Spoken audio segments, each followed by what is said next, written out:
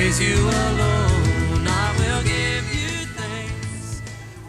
Amigos de María Visión, bienvenidos una vez más a este programa que lleva por nombre Apologética. Son las razones de nuestra esperanza. Mi nombre es Rafael Piña Valdés y estoy aquí para compartir con todos ustedes todo aquello que nos hace ser católicos y sentirnos orgullosos de serlo, los básicos de nuestra fe. Nosotros sabemos, y les comparto para aquellos de ustedes que es la primera vez que nos acompañan, que la apologética es una rama de la teología, por lo tanto es una ciencia. Es la ciencia que estudia las razones de la fe. Ahora, en términos prácticos, sencillos, accesibles a todos nosotros, decimos que la apologética consiste en explicar y en su caso también en defender nuestra fe. Hay que poner atención en este orden. Primero explicar, después, si es necesario, también defender. Por sentido común sabemos que mientras más y mejor expliquemos nuestra fe, es decir, mientras mayores y mejores los esfuerzos por conocer la propia fe y compartirla, obviamente menores serán las ocasiones en las que tengamos que salir a defenderla.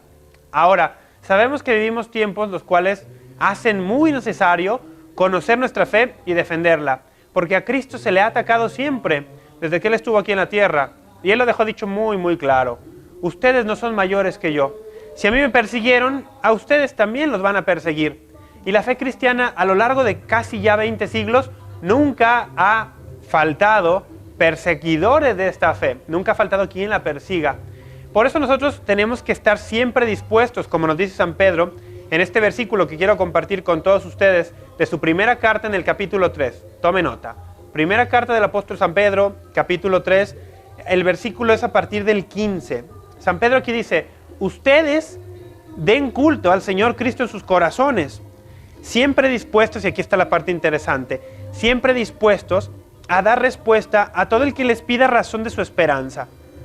Hay que estar siempre dispuesto a dar una respuesta, pero para brindar una respuesta hay que tener respuestas, hay que estar preparados, hay que conocer. No se trata aquí de que San Pedro esté haciendo una exhortación a los biblistas, a los teólogos, a los obispos o al Papa únicamente. Está haciendo una exhortación a todo cristiano, a todo bautizado.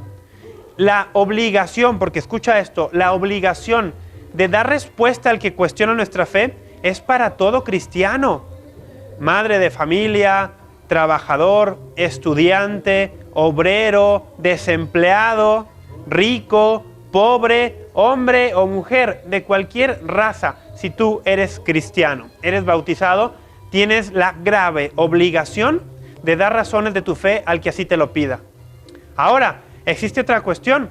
Yo diría que el exponer, explicar nuestra fe, brindar las razones de nuestra esperanza, por qué creemos en Cristo y por qué Él es nuestra esperanza, más que ser una obligación, tendríamos que verlo como un gran privilegio. Es un derecho, además, que tú tienes, el de conocer tu fe, el de adentrarte en la Escritura, en la historia de nuestra salvación, en la teología bíblica, en la enseñanza, en el magisterio de la Iglesia, en las encíclicas de los papas, en la historia. Es tu derecho, pero también es un privilegio que Dios te da al haberte incorporado a su familia a través de la alianza sacramental del bautismo. Te ha dado también el privilegio de que como hijo de Él vayas y hables del amor y de las maravillas de este Padre nuestro a todo el mundo. Entonces yo te invito a que veas esto de la apologética, aunque no lo sepas pronunciar, más que como una palabra extraña, como una cuestión de mucho estudio, como una oportunidad para conocer tu fe y exponerla a los demás. Ahora, hay que contemplar algo siempre. En la mejor apologética, esto lo he repetido en muchas ocasiones, pero lo digo una vez más, la mejor apologética siempre será la que se haga con el testimonio de vida, la que se haga con el día a día, con nuestras acciones, particularmente con aquellos que tenemos más cercanos. De poco sirve conocer todos los argumentos, todas las respuestas, saber todos los versículos bíblicos, memorizar párrafos del catecismo, encíclicas papales, si después nuestras acciones no son congruentes con nuestra predicación. Esto, lejos de convertirse en un testimonio, se convierte en lo opuesto, un antitestimonio, lo cual es gravísimo. Un antitestimonio, lejos de allanarle el camino a alguien hacia el encuentro con Cristo, le pone más obstáculos. Y vamos a ser muy honestos, y esto yo lo he experimentado en carne propia, en primera persona, y debo decirlo incluso con vergüenza lo admito. Muchas veces cuando las personas se hacen de nosotros una imagen como, uy, este sabe mucho de la religión, uy, es que este conoce todo, uy, es que este va a misa todos los días. Cuando se hacen esa imagen de nosotros y después nuestro testimonio no corresponde con el mensaje de Cristo, incluso el antitestimonio es mayor, porque las personas esperan muchísimo más de aquellos que queremos comprometernos más. Ahora, yo no quiero desanimar a nadie, pero yo estoy seguro que todos allí en casa, particularmente los que siguen María Visión con regularidad, sean católicos o no, pero que intentan llevar una vida cristiana en serio, estoy seguro que todos ustedes han experimentado de aquellos cercanos a ustedes, muchas veces de los más cercanos, de la propia familia, de los amigos íntimos, de los compañeros del trabajo, una especie de examinación y escrutinio continuo. Parece que nos tienen bajo la lupa todo el tiempo. No porque los otros estén haciendo un esfuerzo de santidad también y quieran ayudarnos en corrección fraterna, sino porque nuestra sola presencia entre muchas personas ya confronta. Y como no somos perfectos porque estamos en un proceso, en un camino, el escrutinio es tal que siempre están diciendo, uy, mira, y eso que tú vas a misa, y eso que tú te confiesas, y ante el mínimo de los errores, uy, y eso que tú vas a clases de Biblia. Estoy seguro que muchos de ustedes saben de lo que estoy hablando. Pero no hay que desanimarse, porque sabemos que el Señor el Señor que ha iniciado la buena obra en nosotros, la llevará a buen término, la llevará a una buena culminación. Él que ha iniciado el trabajo de santificación en nuestras vidas y que es el principal autor, el principal interesado también en nuestra santidad, llevará a buen término esta obra de santificación en nuestras vidas. Y hay que dar el buen combate, como decía San Pablo, hay que estar dispuestos a luchar la buena lucha. A pesar de que estemos constantemente sometidos a este examen, a este escrutinio, a esta crítica, hay que tomar esto como una oportunidad para dar testimonio. Y cuando un hermano, a pesar de que tal vez no sea muy creyente y que nos haga una observación, tal vez por crítica mordaz, por crítica destructiva, para dañar o para burlarse de nosotros, tomémoslo como algo que viene de Dios también y examinemos nuestra humildad. Tomemos la oportunidad para crecer en humildad. Y en lugar de responder con una agresión, agradezcamos a aquel hermano que nos hace notar nuestros errores, que no hace notar toda la gran lista de errores que también tenemos y que él no puede ver. Seamos humildes, practiquemos la humildad, pero sí, también con prudencia, con caridad, brindémosle una respuesta a aquel que nos confronta. Brindémosle una palabra de esperanza, brindémosle una palabra de amor, porque todas las personas, todas, independientemente de su estado de vida, independientemente de su creencia, todas están necesitadas de Cristo. Todos estamos necesitados de Cristo. ¿Y saben por qué? Porque todos fuimos hechos por Cristo y para Cristo. Todos fuimos hechos para Él. Dios nos hizo para Él, para vivir en comunión con Él, para vivir en una relación de alianza, una alianza familiar, un lazo familiar sagrado. Para eso fuimos hechos. Todos lo necesitamos, aunque muchos no lo sepan y lo buscan aún sin conocerlo. ¿Te has puesto a pensar tú cuántas actitudes, cuántas actividades de nuestro mundo responden a que las personas estamos constantemente buscando cómo satisfacer algo en nuestro interior? Ponte a pensar, muchísimos vicios, muchísimas adicciones, muchísimos pasatiempos, incluso muchísimos trabajos profesionales están buscando constantemente llenar algo.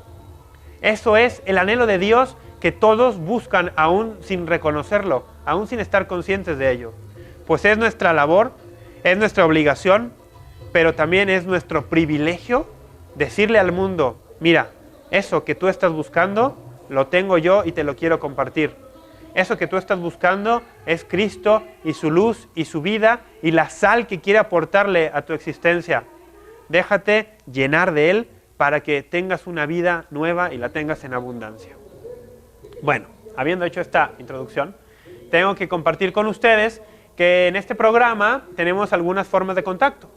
El teléfono que aparece en sus pantallas durante los cortes y también el correo electrónico que aparece en su pantalla a lo largo del programa constantemente. Ustedes pueden hacerme llegar a este correo electrónico dudas, comentarios, preguntas, sugerencias Está en su pantalla justo ahora. apologética@mariavision.com.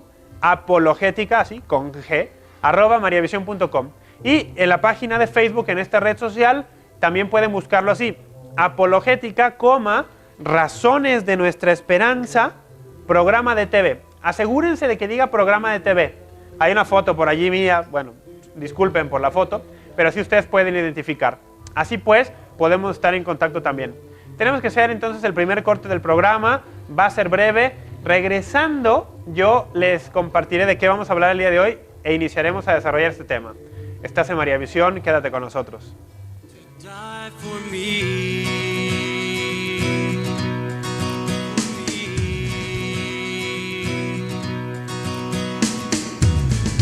Most glorious Lord. Amigos, estamos de regreso. Cambiamos de locación, ¿qué tal, Así somos de rápidos. Estamos hoy, aquí en Apologética, con un tema, no les he dicho el tema, pero bueno, se los voy a compartir. Debo decir, antes de decirles que les voy a tener todavía un poco con la duda, que este es uno de mis temas favoritos para compartir. Y les voy a dar una anécdota para que ustedes entiendan por qué me gusta tanto. Hace aproximadamente 5 años, esto es antes incluso de yo entrar a María Visión, cuando yo estaba empezando a interesarme por estas cuestiones de nuestra fe, conocer un poquito más la palabra, conocer un poquito más lo que la iglesia nos enseña, una parroquia en construcción que se llama San Sabás Mártir, aquí en Guadalajara, desde donde María Visión transmite para todo el mundo, literalmente. Por cierto, no di la bienvenida, ¿verdad? Bueno, gracias a todos los que nos siguen en México y fuera de México también.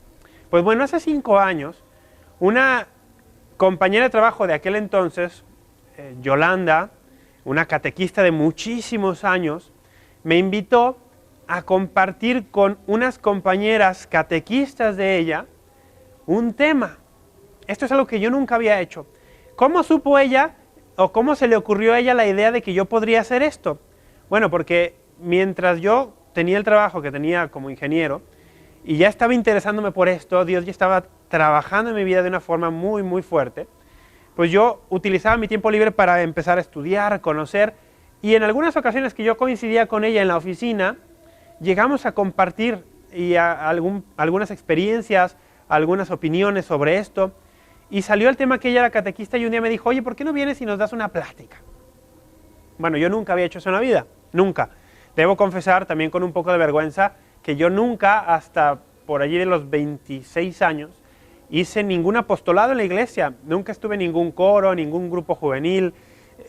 Todo esto lo digo como he reconocido hasta con un poco de vergüenza. Y yo dije, bueno, pero yo no sé si yo puedo hacer eso. Y ella me dijo, sí, tú ven, mira, los niños toman catecismo y mientras ellos están en catecismo o antes del catecismo, pues nos das una plática a nosotros. Bueno, está bien. Pues total que fui. Y les compartí algo básico sobre la iglesia. Y me volvieron a invitar. Y la segunda o la tercera vez que me invitaron, recuerdo, me pidieron, o más bien dicho, yo elegí porque la fecha así caía, compartir con ellas algo sobre la Inmaculada Concepción. Recuerdo que mientras yo estudiaba para compartir ese tema, yo quedé maravillado y fascinado por aquello, por este dogma de nuestra Madre Santísima. Y ya sin quererlo les he revelado el tema del día de hoy. Pues desde ese instante y hasta el día de hoy, cada que me toca y cada que tengo la oportunidad de hablar de nuestra Madre Santísima, bueno, a mí me llena de muchísima alegría. Es algo que me gusta muchísimo y que además me trae recuerdos muy entrañables. Ahí bien, ahora sí que les voy a decir el nombre del tema, porque ya, vamos a hablar de la Inmaculada Concepción, sí, pero en específico, ¿qué nombre le hemos puesto al programa de hoy? Pues el programa de hoy es una pregunta también, y la pregunta es, ¿quién es la Inmaculada Concepción? Ahí está en su pantalla ahora. ¿Quién es la Inmaculada Concepción? Sí, lo escuchaste bien y lo leíste bien. ¿Quién es? No estamos preguntando qué es, sino quién, porque este quién nos remite a una persona. Y como voy a tratar de desarrollar en estos minutos que tenemos, la Inmaculada Concepción, más que ser un dogma de fe para los católicos, es una persona. Y este título de nobleza, le podemos llamar así, que le damos a nuestra madre, nos habla más bien de su identidad. Nos habla de quién es ella. Incluso me atrevería a decir con el nombre con el cual se le conoce en el cielo. Muy bien, vamos a empezar. ¿Quién es la Inmaculada Concepción? Cabe iniciar este tema con la pregunta, ¿qué es y qué no es esto de la Inmaculada Concepción? Miren, voy a ilustrarlo con un ejemplo. En una ocasión ya, dando este tipo de charlas, yo hacía la pregunta al auditorio, que a qué se refería la Inmaculada Concepción. Y era bueno iniciar especificando lo que no es. Muchas personas piensan que esto significa que nuestra Madre Santísima fue concebida de manera como nuestro Señor Jesucristo. Es decir, que ningún varón tuvo que ver en la concepción de María. Esto no es así. Nuestra Madre Santísima tuvo sus padres, que la tradición, no la Escritura, pero sí la tradición nos habla de Joaquín y Ana. Bueno, tuvo sus padres y la concepción de María se llevó a cabo de la manera que la concepción de todos los seres humanos sucede. La unión entre un hombre y una mujer de manera sexual que produce una nueva vida que Dios permite. Muy bien. No implica la Inmaculada Concepción que haya habido una concepción virginal, a diferencia de cómo fue la concepción de nuestro Señor Jesús, en la cual no intervino varón. Es una diferencia que hay que tener muy clara. Otra importancia y otra cuestión de qué no es la Inmaculada Concepción. Alguien piensa que la Inmaculada Concepción se refiere a la manera en que Jesucristo fue concebido en el vientre de María. Lo que ya expliqué, que no participó varón. Pero esto tampoco es, y de esto tampoco habla este dogma de la Inmaculada Concepción. La Inmaculada Concepción se va a referir al momento de la concepción de la Santísima Virgen María en el seno de su madre. A ese momento nos estamos refiriendo. Una concepción de un nuevo ser, en este caso de María, de manera inmaculada. Muy bien. Ahora, ¿qué significa inmaculada? Sin mácula, sin mancha. Esto tiene una raíz latina. Una concepción sin mancha. ¿De qué mancha estamos hablando? De la mancha del pecado original. Ese o esa con la cual todos nacemos, siendo una mancha no imputada a nosotros, es decir, no la tenemos porque una acción que hayamos realizado. Viene en nosotros, en nuestra naturaleza humana, producto de la caída de nuestros primeros padres, Adán y Eva, ¿sí? Que nos han transmitido una naturaleza caída. Entonces, la Inmaculada Concepción nos va a hablar, en primer lugar, de que María, en el instante de su concepción, fue sin mácula, sin mancha. Y antes de continuar, yo quiero aclarar algo, porque a lo largo de todo este programa, ya lo he hecho algunas veces y lo seguiré haciendo, he mencionado la palabra dogma. Y yo sé que muchos de nuestros televidentes no son católicos y la palabra dogma inmediatamente les pone como los pelos de punta. Que a muchos cristianos no católicos la palabra dogma inmediatamente les suena a algo antibíblico. Es más, a muchos católicos la palabra dogma inmediatamente les recuerda sus clases de catecismo cuando tenían 8 años y todo aquello que no podíamos explicar o que no podíamos entender, se nos decía, es un dogma de fe. Yo he compartido en este espacio, en otras ocasiones, que yo sí fui al catecismo cuando tenía, no sé, 7 años, 8 años, en preparación para la primera comunión.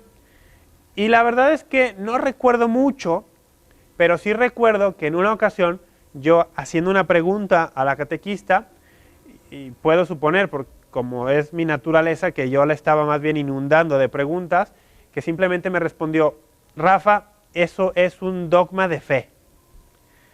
De alguna forma como sacudiéndome de encima y diciéndome, déjame proseguir con la clase. Todos los que hemos dado clase sabemos que por allí nunca falta un alumno que pregunta una y otra vez y que es bastante impertinente y que no es que uno no quiera dar respuesta a sus preguntas, sino que muchas veces detiene el avance de todo el grupo. Pues yo creo que yo era uno de esos alumnos bastante incómodos y molestos. Pero recuerdo eso, es un dogma de fe. Y la verdad es que, voy a ser sincero, durante muchos años nunca me interesó realmente gran cosa entender qué era eso de los dogmas, ¿no? Me quedé como con esa idea básica del catecismo. Un dogma es algo que tenemos que creer aunque no lo entendamos muy bien. Pero eso es una definición totalmente errónea de lo que es un dogma. Incluso no le hace justicia a la riqueza tan grande de nuestra religión, al depósito de la fe que por casi 2000 años la Iglesia Católica ha salvaguardado con la protección y gracia del Espíritu Santo. Es que decir que algo es un dogma de fe para sacudirnos la obligación de dar respuesta, no le hace justicia al mismo Señor Jesús que prometió que el Espíritu de la verdad, el Espíritu Santo vendría a guiarnos precisamente a la plenitud de la verdad. Por eso cabe que aclaremos qué es un dogma. En palabras del entonces cardenal Ratzinger, ahora Papa Benedicto XVI, un dogma va a ser, y esta es una explicación muy sencilla, muy concreta, pero que todos los católicos tenemos que tener grabada. Un dogma va a ser la correcta interpretación de las Escrituras. Eso y no otra cosa es un dogma, y a eso y no a otra cosa nos referimos los católicos cuando hablamos de un dogma. Pues bien, acerca de la Santísima Virgen María, la Iglesia y la tradición católica maneja y habla de 4 dogmas: su Inmaculada Concepción, su maternidad divina, su perpetua virginidad y su asunción a los cielos en cuerpo y alma. El día de hoy nos está ocupando el primero de ellos, su Inmaculada Concepción. Y ya les he dicho yo lo que no es. Y ya también he iniciado a explicarles lo que sí es al explicar estas 2 palabras que componen en nuestro idioma castellano de lo que estamos hablando hoy, lo que significa Inmaculada y lo que es la Concepción. Pues bien, a partir de aquí continuaremos desarrollando, pero antes tenemos que hacer una pausa. Yo les recuerdo que tenemos los números de teléfono a su disposición, el correo electrónico y nuestra página en Facebook también, Apologética, Razones de Nuestra Esperanza, para que nos hagan comentarios, preguntas y saludos. Ya regresamos. I will give you thanks for all you have done. And I will lift my eyes unto Estamos de regreso, amigos, aquí en María Visión, este programa de Apologética, Razones de Nuestra Esperanza. Estoy aquí precisamente pues con sus correos electrónicos, sus comentarios en el Facebook, les agradezco muchísimo. También ya me han hecho llegar algunas de sus llamadas, también les agradezco mucho. Recuerden, y esto, bueno, no quiero que se pase el tiempo antes de compartirlo, siempre a mí me gusta, tengo la intención de orar por todos ustedes, los que siguen el programa, por todas sus intenciones, por sus necesidades, por todos los que siguen el programa. Vamos a ver, y lo voy a aclarar, no solamente por los que llaman, ni únicamente por los que escriben o se comunican a través de un medio electrónico, no, por todos los que lo están siguiendo, creyentes o no creyentes, compartan mi punto de vista o no. Yo quiero y ofrezco orar por todos aquellos que están del otro lado de esa cámara. ¿Quiero pedir algo a cambio? Bueno, sí, la verdad es que no soy tan generoso como para no esperar nada a cambio. Si ustedes quieren, y así les place, pues oren también por nosotros.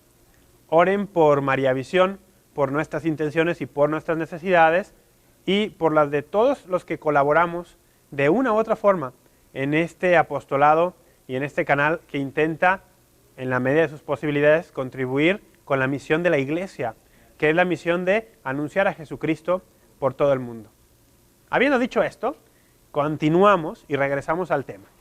El día de hoy estamos hablando de quién es la Inmaculada Concepción. Sí, lo escuchaste bien, ¿quién es? ¿Quién? Nos habla de una persona. Y ya en el bloque anterior yo te hacía referencia a lo que no es la Inmaculada Concepción. Y entonces también te explicaba un poco lo que significa la palabra dogma, la correcta interpretación de las Escrituras. Ahora entonces vayamos adentrándonos en este misterio de quién es. Vamos a ver. Para guiar nuestra reflexión, voy a ir al Catecismo de la Iglesia Católica, esta herramienta utilísima, este compendio de la fe católica que en unos cuantos cientos de páginas, pues nos pone en una síntesis bastante bien lograda lo que la Iglesia ha conservado en 2000 años, o casi 2000 años de historia. El Catecismo de la Iglesia Católica es la herramienta perfecta, decía yo, para conocer la fe, pero no solamente para los católicos.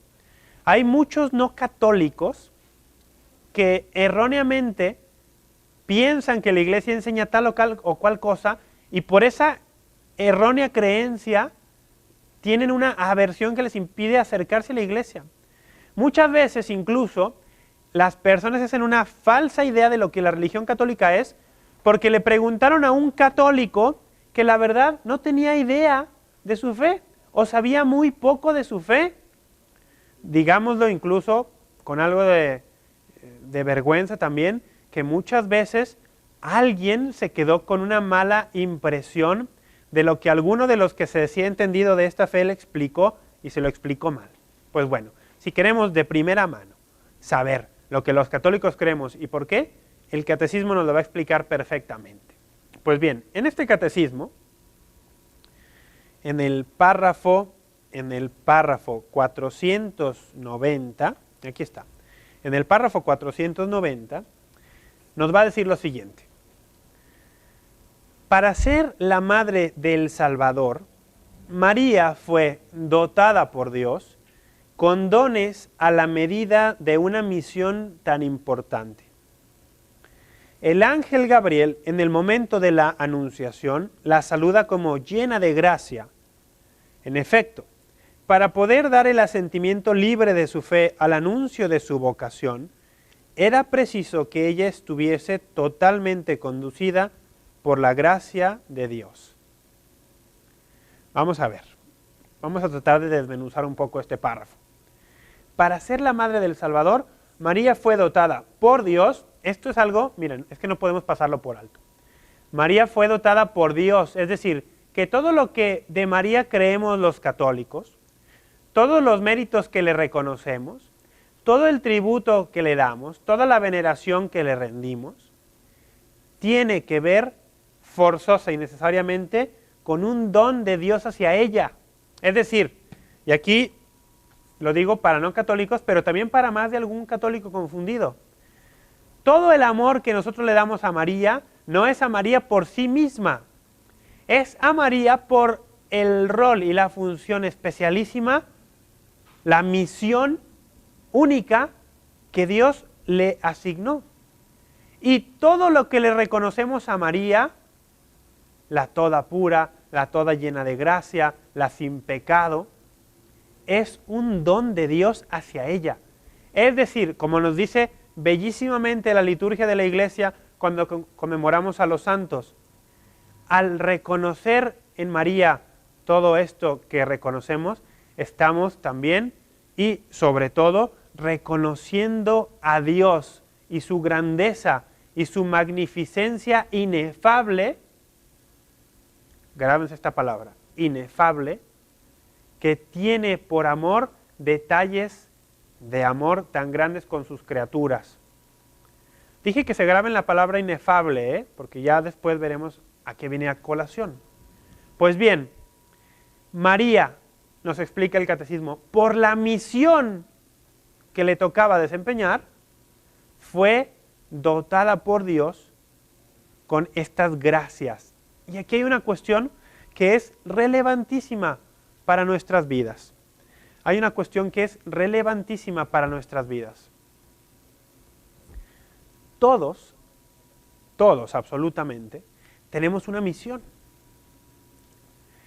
La Iglesia y la tradición cristiana nos enseña que existen dos misiones, por así decirlo, para cada ser humano. Una que es común a todos, una misión universal. Se le llama también en la teología católica la vocación universal. Eso a lo que todos estamos llamados. Es la primera misión de nuestras vidas. ¿Cuál es esa? La santidad. La vocación universal a la santidad. El llamado universal a ser santos. Esa es tu primera misión en la vida. Ser santo. Pero después, todos y cada uno de nosotros también tiene una vocación particular. Hay en primer lugar una vocación universal, una misión universal, común a todos. Pero después, y orientada y subordinada a esta misión universal, tenemos una misión particular, una vocación particular. Cada uno de nosotros está llamado a irla descubriendo en la escucha atenta de la palabra de Dios, en la búsqueda constante y serena de su voluntad para nuestras vidas. Cada uno de nosotros está llamado a ir descubriendo qué es lo que particularmente Dios quiere de mí. Pero siempre teniendo en cuenta una cosa: aquella vocación particular a la que Dios me llama, siempre, indudablemente, estará subordinada, ordenada a mi santidad, a mi salvación y a la santidad y salvación de todos los demás. Si tú piensas que tu misión particular, que tu vocación particular en este mundo corresponde a una actividad, a una profesión que no te lleva a la santidad, que no contribuye para tu salvación, que no contribuye a la santidad de los demás, esa no es tu vocación particular. No puede serlo.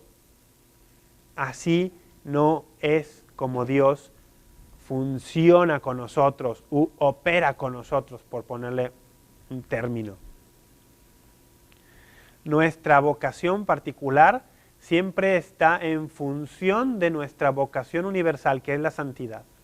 Ahora, yo espero que alguien en casa ya esté diciendo, bueno, ¿y qué tiene que ver todo esto con el tema de hoy? ¿Qué tiene que ver todo esto con quién es la Inmaculada Concepción? Pues todo. Es que miren, muchas veces los católicos vamos por nuestra vida cristiana de fiesta en fiesta, de celebración en celebración, lo cual está muy bien. Así está planteado, de hecho, nuestro año, nuestro calendario. Vamos de fiesta en fiesta porque nuestra religión es una religión alegre y porque estar alegre es un mandato bíblico. Vean Filipenses 4:4. Pero muchas veces simplemente vamos de fiesta en fiesta y muchas veces ni siquiera sabemos lo que celebramos. ¡Hay fiesta! ¡Vamos! ¿Qué se celebra? No sé, pero vamos.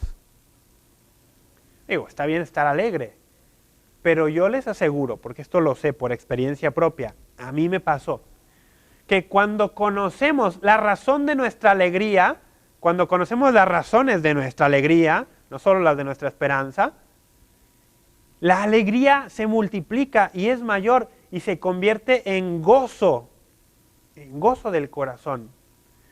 Y entonces podemos vivir ya las fiestas cristianas, no únicamente de manera superficial, sino que también con todo el corazón, con toda la mente, con todo el cuerpo, porque son celebraciones de familia. Pero mientras yo no comprenda mi rol en esta familia y el rol de todos los demás miembros en esta familia, no voy a poder participar en las fiestas familiares. Y eso es lo que pasa con muchísimos cristianos no católicos, que llamados a esta familia, incorporados a ella por los sacramentos, en algún momento de su vida salieron de esta familia, renegaron de esta familia, muchas veces por motivos aparentemente válidos. Y que por falta de conocimiento del rol que ellos jugaban en esta familia y que otros miembros juegan, como la Santísima Virgen María, por desconocimiento del rol de ella como madre de esta familia son incapaces de alegrarse en las fiestas de la madre. Vamos a ver, es que qué buen hijo no se alegra en una celebración de su madre. Todo buen hijo se alegra en las celebraciones de su padre, de su madre, de sus hermanos. El que no se alegra es porque está un poco resentido o amargado con alguno de los miembros de su familia. Porque las celebraciones, las fiestas familiares, tienen que ser ocasiones de alegría. Pero hoy, en el mundo cristiano, desde hace aproximadamente 500 años, sufrimos divisiones gravísimas que impiden que esta única familia viva como tal y que constituyen un escándalo gravísimo para el mundo, porque hay que recordar lo que nuestro Señor Jesús dejó plasmado en aquella oración bellísima a su Padre y que el apóstol San Juan recoge en el capítulo 17 de su Evangelio. Padre, que sean uno todos aquellos que me sigan, como tú y yo somos uno. Jesús no pedía la unidad como un fin en sí misma, que sean uno y ya, no. Jesús oraba a su Padre por la unidad de sus discípulos, porque la unidad es un medio, no un fin, un medio para que el mundo crea, dice Jesús a su Padre, para que el mundo crea que tú me has enviado. Observa el mundo alrededor. Observa tu mundo. Católico o no, si estás viendo esto, observa tu mundo. Y dime que honestamente crees que este mundo en el que vivimos hoy en día es un mundo que cree en Jesucristo.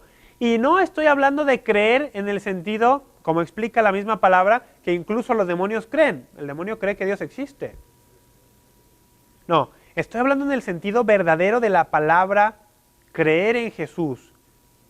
Cristiano no es solamente aquel que reconoce que Jesús existió. Cristiano es aquel que ama a Jesús. ¿Y cuál es la prueba de que le amamos? Nuestro Señor dijo en la palabra también: el que me ama, cumple mis palabras. El que me ama, cumple mis mandamientos. El que me ama, cumple la voluntad de mi Padre. La división cristiana es un antitestimonio para el mundo que impide que el mensaje, la buena nueva, la evangelización, el poder de Cristo penetre en el mundo y lo transforme y lo convierta. La división entre los cristianos es un obstáculo. Nosotros somos partícipes de ese obstáculo en la medida que no pongamos de nuestra parte para remediarlo. Pues ahora bien, todo esto, regreso al tema. Muchos cristianos no católicos son incapaces de alegrarse con los festejos en torno a la Santísima Virgen María que los católicos tenemos y que son bastantes durante el año.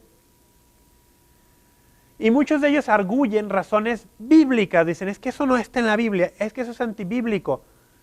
Yo, con todo el respeto, pero también con mucha caridad, porque la caridad siempre busca enseñar al que no sabe y corregir al que se equivoca, con mucha caridad también digo, eso es una pobrísima percepción de la Escritura. Un entendimiento bastante inadecuado del plan de salvación plasmado en este libro de libros. Un entendimiento además prejuiciado en contra de la doctrina cristiana de los siglos. ¿Por qué digo esto? Porque el hecho de que María, creemos y afirmamos, fue preservada de todo pecado desde el mismísimo instante de su concepción, es algo que si bien fue definido de manera dogmática, específica, con palabras ya precisas en un documento papal hasta el año 1854, es algo que ha sido creído por los cristianos desde muy antiguo, y con bases bíblicas bastante sólidas. Esas bases bíblicas las analizaremos regresando a este corte, en nuestro siguiente bloque. Así que yo les pido que se queden con nosotros, porque ya regresamos. Most glorious Lord, You sent your son from heaven to earth to die for me. You sent your son from heaven to earth to die for me. Pues qué tal las tomas que nos regalan aquí nuestros hermanos en las cámaras, ¿no? Para los que no conocen, eso que estaban viendo es la entrada de María Visión, aquí que es su casa y que afortunadamente día con día muchísimas personas de muchísimas partes vienen y nos visitan. Pues María Visión les abre las puertas, pero sobre todo les agradecemos a ustedes que nos abren las puertas de su hogar, porque hay que reconocer esto. Una televisión en un hogar es una ventana por la cual accesan y tenemos acceso muchísimas personas a su familia. Ahora, esto lo digo en un sentido de agradecimiento, pero también en un sentido de cautela. Una televisión en un hogar no es algo bueno ni malo por sí mismo, es un bien, digamos, neutro. El uso que nosotros hacemos de este bien determinará su bondad o maldad. Ahora, digo esto para que lo tengamos muy presente. En una televisión, en la sala de nuestro hogar o en una habitación donde alguien duerme, pues a través de ella pueden llegar muchísimos contenidos, algunos muy buenos, algunos muy edificantes, pero algunos, vamos a decirlo, y no es ninguna mentira, muy malos, que no solamente no son edificantes, sino que destruyen el alma, la conciencia, para que lo tengamos siempre, siempre presente. Pues bueno, regresamos nosotros a nuestro tema. Antes agradezco muchísimo todos sus correos electrónicos, muchísimas gracias, les recuerdo el correo, aparece en su pantalla constantemente, es apologética@mariavision.com. Apologética, me acordé ahora de una anécdota bastante curiosa. Hace algunas semanas fui aquí en Guadalajara a la clausura de un evento deportivo internacional que hubo aquí en la ciudad. Y estaba yo ahí en el estadio, en uno de los recesos, y salí a comprar algo para beber, y una señora llegó a saludarme, y se me queda viendo, y me dice, ay, tú eres el niño del programa, y yo capté inmediatamente que no recordaba el nombre, y debo reconocer que es algo que pasa muy frecuente, es un nombre difícil de grabar, y un poco maliciosamente, yo no le decía como para ver si recordaba, ¿no? Dice, sí, tú eres de este programa, y llegó una amiga de ella, mira, fulanita, el muchacho del programa, ¿cómo se llama? Y de pronto dice, apologenética. Bueno, me tuve que reír. Le dije, apologética, señora. Apologética, no apologenética. Pero la verdad es que me da gusto que el programa se vea y María Visión se vea, aunque el nombre no lo sepamos. Digo que me acordé ahora porque le estaba haciendo el correo. apologética@mariavision.com. Y en Facebook, en esta red social, Apologética, Razones de Nuestra Esperanza, donde dice programa de TV. A ver, tengo aquí algunas llamadas también. Aprovecho para mencionarlos ahora, porque luego al final nunca me da tiempo. Mira, una llamada de Guatemala, a Almadelia o Almadilia o Amadilia, espero estarlo diciendo bien. Muchas gracias y pide oración por la familia Ramírez. Bueno, cuenta con ella. Teresa González, muchas gracias a ti también, Teresa. Lilia Zacarías, muchas gracias. Ellas dos de aquí de Guadalajara. Oscar Peña, de Texas, en los Estados Unidos. Bueno, mira, yo no sabía que nos veíamos en Texas, pero bueno, la verdad es que es maravilloso que cada día María Visión se ve en más lugares. Pues un saludo hasta allá. María de la Luz, muchísimas gracias. María de la Luz aquí, González, de Aceves. Y María Ángela, de aquí de Guadalajara, ambas. Débora Guerra, desde Puebla, dice, agradece el envío del libro que ya lo recibió. Ah, bueno, un libro que seguramente te habrás ganado en algún programa anterior. Pues muchas gracias. Si alguno de ustedes se ganaron un libro aquí y no les ha llegado, por favor escríbame o llamen y dejen otra vez sus datos, porque a veces el correo nos regresa porque iba mal alguna dirección, algún número. Bueno, solo lo digo para que lo sepan. Y Silvia Luisa Urbina, de Villahermosa, Tabasco. Muchísimas gracias. Bueno, pues ahí está. Ahora, vamos a seguir con el tema, porque el bloque anterior ya hice yo toda mi postura sobre la división de los cristianos, cómo afecta esto, pero que en el fondo realmente esto habla de que no somos una familia unida y que no somos capaces de alegrarnos por las fiestas familiares. Y que incluso también los católicos muchas veces vamos a la fiesta familiar, a las fiestas de María, pero sin saber ni siquiera qué festejamos ni por qué. Yo creo que ambas posturas están equivocadas. El católico tiene que saber lo que festeja, para festejar con más ganas. Y el no católico tiene que saber lo que los católicos festejamos porque es su familia también. Miren, la iglesia espera realmente con los brazos abiertos a todos aquellos creyentes en Cristo, pero que todavía tienen alguna objeción o dificultad con la iglesia.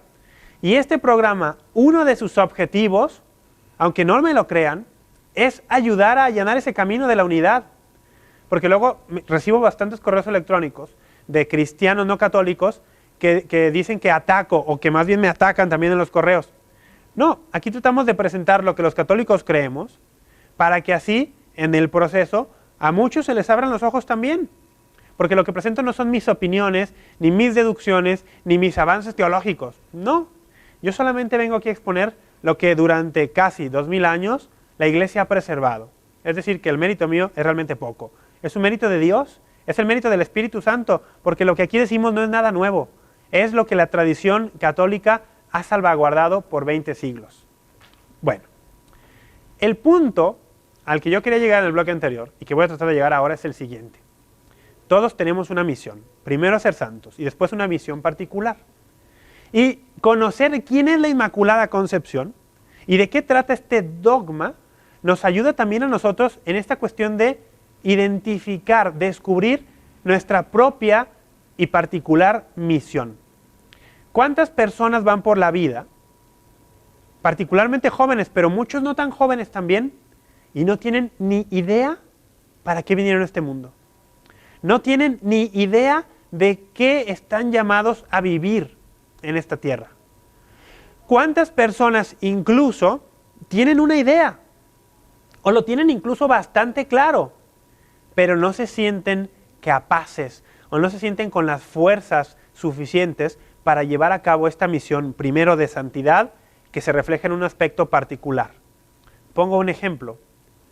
¿Cuántas madres de familia existen que ante las dificultades que plantea el criar hijos por el recto camino, se sienten incapaces o sienten que sus esfuerzos son o han sido insuficientes para que sus hijos vayan por el camino de Dios?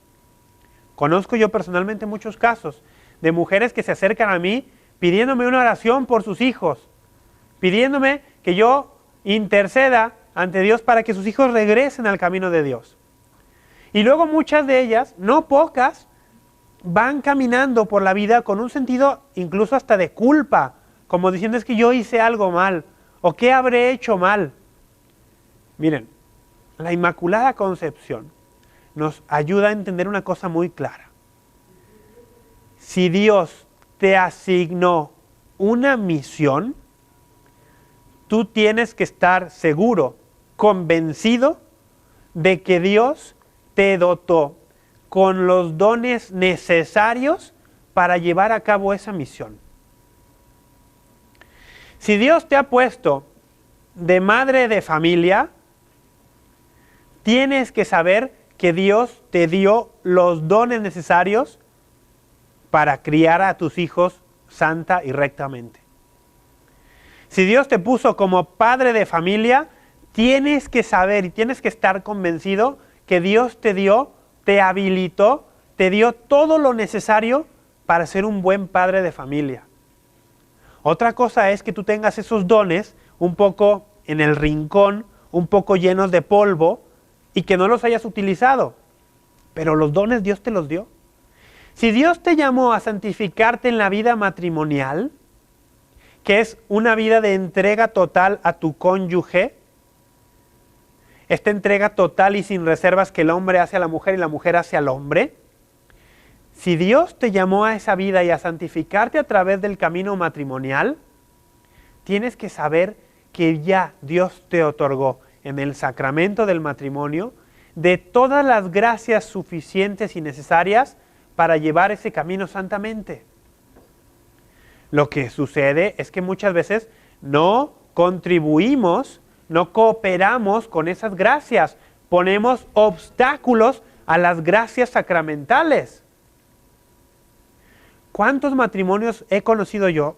Porque por alguna extraña razón, que Dios la comprenderá mucho mejor que yo, me invitan con mucha frecuencia a hablar acerca del matrimonio, o hablarle incluso a matrimonios, a mí que soy soltero. Pero bueno, así ha sucedido. ¿Y cuántos matrimonios he conocido yo que se sienten incapaces de vivir en su matrimonio la llamada a la santidad, por ejemplo, con respecto a la moralidad sexual dentro del matrimonio, que Dios a través de su iglesia pide? Me dicen, es que no puedo, es que sobrepasa mis fuerzas. Es que tenemos que saber que si Dios nos llamó a este estado de vida, ya nos dio los dones necesarios para ir por ese camino. Ahora, los dones y las gracias no implican que el camino va a ser más fácil. Nunca, nunca. Los dones y las gracias no son algo que Dios nos otorga para ir muy relajados por el camino del cristianismo. No es así. Los dones y las gracias, el sacramento del matrimonio, no hace el matrimonio más fácil, lo hace posible en los términos en los cuales Dios pide que vivamos ese sacramento. Chesterton, ya decía yo que no podía pasar un programa sin citar a Chesterton, decía, no es que el cristianismo haya sido probado y encontrado deficiente, más bien ha sido encontrado muy difícil y dejado sin probar. Y eso es lo que nos pasa a muchos en el camino. Nos desanimamos porque vemos que nuestras fuerzas propias y solas no alcanzan, no son suficientes para vivir a la altura de las expectativas de Dios y nos desanimamos. Pero tenemos que saber que precisamente el hecho de que reconozcamos que nos faltan las fuerzas ya es una gracia de Dios. Dios quiere que reconozcamos que somos limitados, que nuestras propias fuerzas son insuficientes, que la santidad no se alcanza por méritos humanos, que la santidad es obra de Dios que comparte su vida a nosotros, que se nos da. Para eso vino Jesucristo a este mundo, para darse, para donarse por completo a nosotros y para en esa donación hacernos santos. La santificación siempre pasa por la entrega, por la donación, por el sacrificio. Si tú no encuentras la fuerza para vivir tu vocación, o peor aún, si no encuentras tu vocación particular, mira a la Inmaculada Concepción y entiende que Dios ya te dotó de todo lo que necesitas para vivir tu vocación. Y si quieres conocer cuál es tu vocación particular en esta vida, quédate, porque después de este corte yo te voy a dar un par de ideas que tal vez te puedan ayudar, con base en mirar a María, Santísima, Inmaculada. Ya regresamos. Now the blind can see. You set this prisoner free. From heaven to Estamos de earth. regreso, amigos, y el tiempo, bueno, ya se nos va a terminar. Parece increíble, pero la verdad es que ya estamos muy cerca de terminar. Voy a dar brevísimamente lo que les dije en el bloque anterior. Si tú tienes problemas para identificar tu vocación particular, lo cual le puede pasar tanto a jóvenes como a no tan jóvenes, hay que tener en cuenta esto. Enfócate primero en vivir tu vocación universal, tu vocación primera, que es tu vocación a la santidad. Eso nos enseña la Inmaculada Concepción. Primero, ser santo, buscar ser santo. A eso se refería el Señor cuando dice, busquen primero el reino de Dios y su justicia divina, y todo lo demás se les dará por añadidura. Muchas personas interpretan este pasaje únicamente en sentido material, que lo que se dará por añadidura son cosas materiales, pero no, también se te dará el conocimiento de otras cosas. Primero busca ser santo, primero busca el reino de Dios, y el Señor por añadidura te va a mostrar cómo es que quiere particularmente que seas santo, si casado, si soltero, si consagrado, si sacerdote, si religiosa, si en tal o cual profesión, si en tal o cual actividad. Primero busca el reino de Dios, primero busca la santidad y después ya te vendrá. ¿Por qué? Porque la vocación particular, el darnos cuenta a qué Dios nos llama, es un descubrir, es un estar atento a Dios. Pero si tú no estás con el oído fino, con la vista clara, no vas a poder percibir lo que Dios te pide. Y el oído fino y la vista clara, por así llamarle, se logra cooperando con la gracia para una vida de santidad. Enfócate primero en ser santo, tu primera vocación, la vocación universal de todos, y después irás descubriendo con mayor facilidad esa vocación particular a la que Dios te llama. Y siempre con la certeza de que si Dios te llama a una misión, Él te da los dones que necesitas para esa misión. Y esta es la esencia de la Inmaculada Concepción. ¿Por qué María fue dotada, según ustedes los católicos, de esos dones que la preservaron de pecado incluso desde su concepción y a lo largo de toda su vida? En miras, en atención a la misión que María iba a desempeñar. ¿Qué misión para un ser humano puedes pensar tú más trascendente que ser la madre del Salvador? Porque hay muchos, y debo decirlo porque esto es algo grosero, que piensan que nuestra Madre Santísima fue utilizada por Dios, como se estila grosera y arteramente en nuestros días, como un vientre de alquiler. Como muchos artistas actuales van y todo el mundo les alaba porque alquilaron el vientre de una mujer para tener sus hijos. Aberración total. Pues hay algunos cristianos, católicos o no, que se atreven a concebir la idea de que Dios utilizó a esta mujer, María, como un vientre de alquiler nada más. Pues no, es que Dios no es así. Dios nos ama como a sus hijos y no nos ve como objetos que utilizar y desechar. María es hija de Dios también, tan hija de Dios como tú o como yo, pero me atrevo a decir que es la hija predilecta de Dios en función a la misión que Dios le iba a encomendar, ser la madre de su propio hijo, llevar en el vientre a la segunda persona de la Trinidad eterna, llevar al Dios hecho carne en su seno, durante 9 meses alimentarlo con su sangre y darle carne de su carne. Y cuando fue niño, mecerlo en sus brazos, amamantarlo con su pecho, cambiarle pañales, darle la sopa, cantarle una canción y enseñarle las primeras palabras. La Inmaculada Concepción nos habla de los favores tan grandes que Dios hizo en favor, válgame la redundancia, de esta mujer, pero por la misión que le había confiado. ¿Y qué fue lo que le ganó este favor tan grande a esta mujer? Los méritos de Cristo, la sangre de Cristo, de manera anticipada.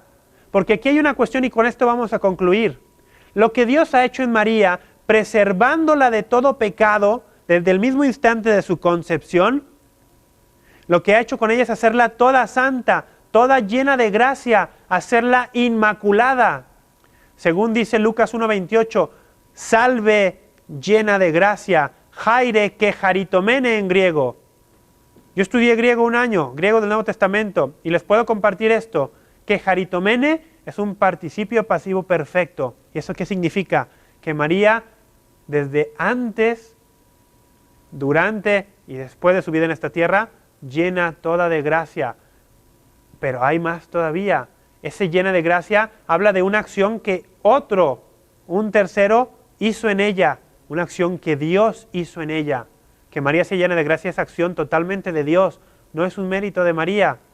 Dios la llena toda de gracia, y donde está la gracia plena, el pecado no tiene cabida, no tiene lugar. Donde está la gracia en plenitud, el pecado no existe.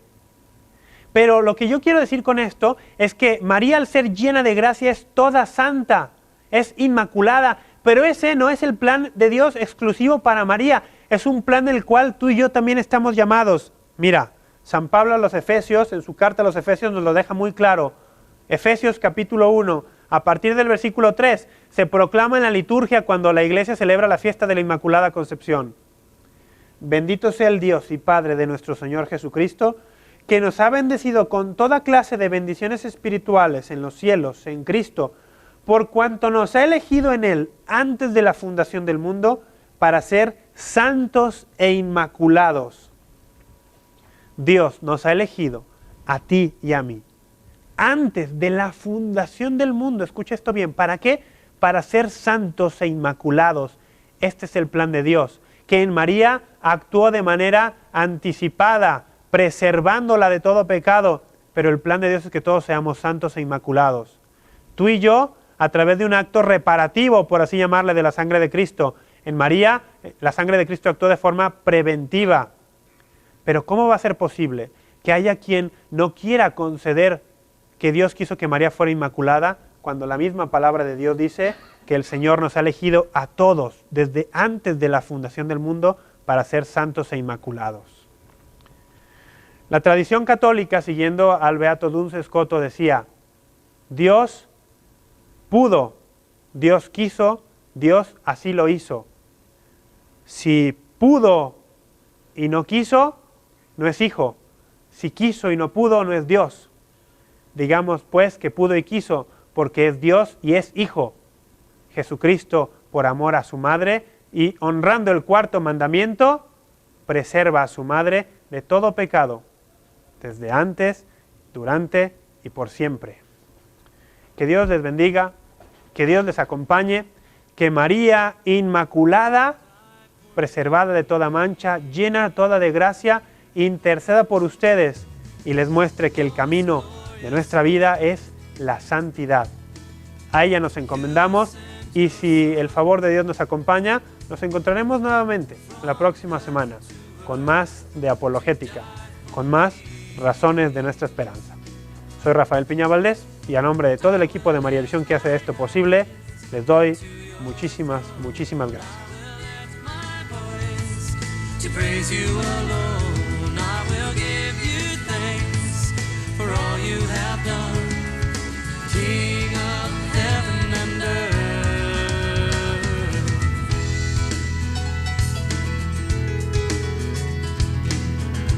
Now the blind can see, you set this prisoner free. All your wondrous words reach throughout the land.